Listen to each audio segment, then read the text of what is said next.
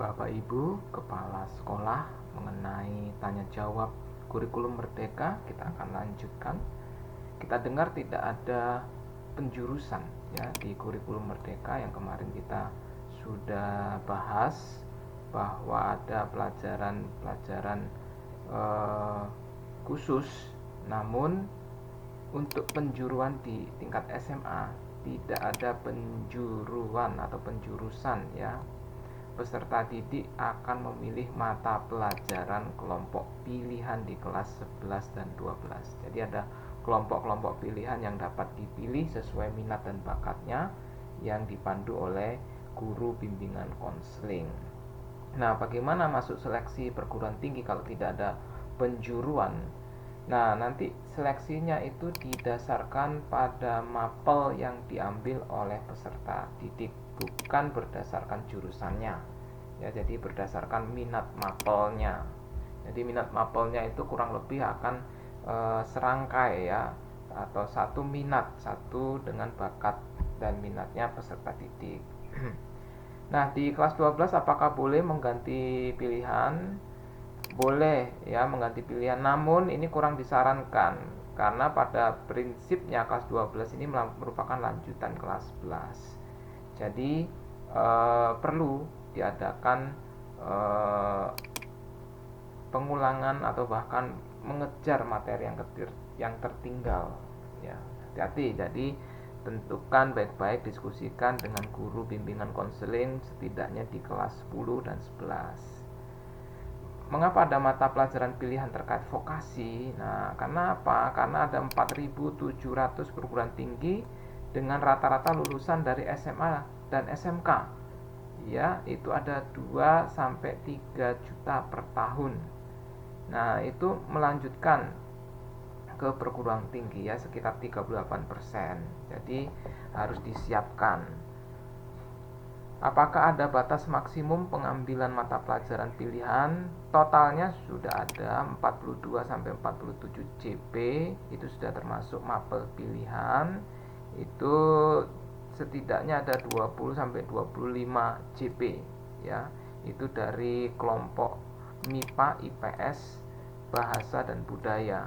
Yang alokasi masing-masingnya ada 5 CP. Mata pelajaran prakarya ada 2, maksimal 5 CP untuk pelajaran vokasi. Peserta didik, nah ini dapat memilih 4 sampai 5 pelajaran dari minimal 2 kelompok mata pelajaran pilihan. Ya, ini sudah lumayan banyak ini yang bisa dipilih sesuai dengan minat dan bakatnya. Kapan sebaiknya? Ya, ini pengarahannya itu mulai kelas 10 ya, untuk memilih fakultas untuk masuk ya sebagai dasar masuk ke perguruan tinggi. Nah, tetapi di sini terus ya ada diskusi dan bimbingan dengan guru bimbingan konseling dan orang tua. Apa yang dimaksud dengan unit inquiry pada kelas 10? Nah, ini adalah kegiatan pembelajaran ya. Unit inquiry itu adalah kegiatan pembelajaran yang memfasilitasi peserta didik untuk mengidentifikasi dan memecahkan masalah yang berkaitan dengan lingkungan sekitar dari sudut pelajaran IPA, IPS. Ya, itu adalah sebuah metode inquiry ya. Yang disebut unit inquiry itu juga mencakup metode inquiry. Komponen pembelajaran apa yang berubah di SMK? Itu ada 6 poin ya.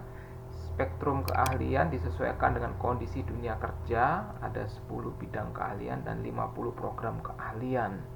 Kurikulumnya terdiri dari 2 kelompok ya, untuk umum dan kejuruan. PKL-nya ada 6 bulan ya, di kelas 12 pada SMK dan untuk program 3 tahun dan minimal 10 bulan di kelas 13 pada SMK program 4 tahun. Jadi ada PKL. Nah, ini pembelajaran boleh menggunakan sistem blok, model pembelajaran project based learning. Tentu saja ya untuk SMK harus ada project based learning. Bahan ajarnya itu disesuaikan dengan kompetensi di dunia kerja, lebih bagus. Guru yang mengajar ini memiliki kompetensi yang setara dengan kompetensi yang dibutuhkan oleh dunia kerja. Nah, ini juga poin yang bagus yang dikembangkan di kurikulum Merdeka.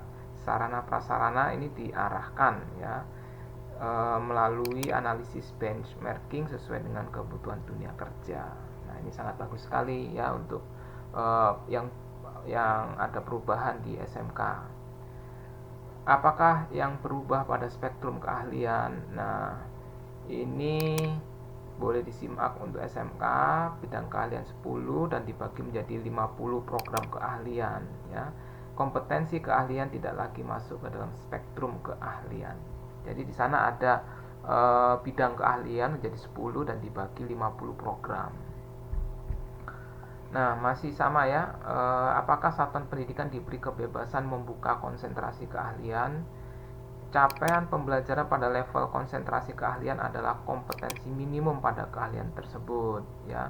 Jadi SMK dan mitra dunia kerja dapat mengembangkan ya tujuan pembelajaran sesuai dengan konteks ketenaga kerja dan dunia kerja. Jadi itu beberapa hal yang menyangkut SMK. Masih ada beberapa hal yang lainnya kita akan kulik kembali pada video berikutnya.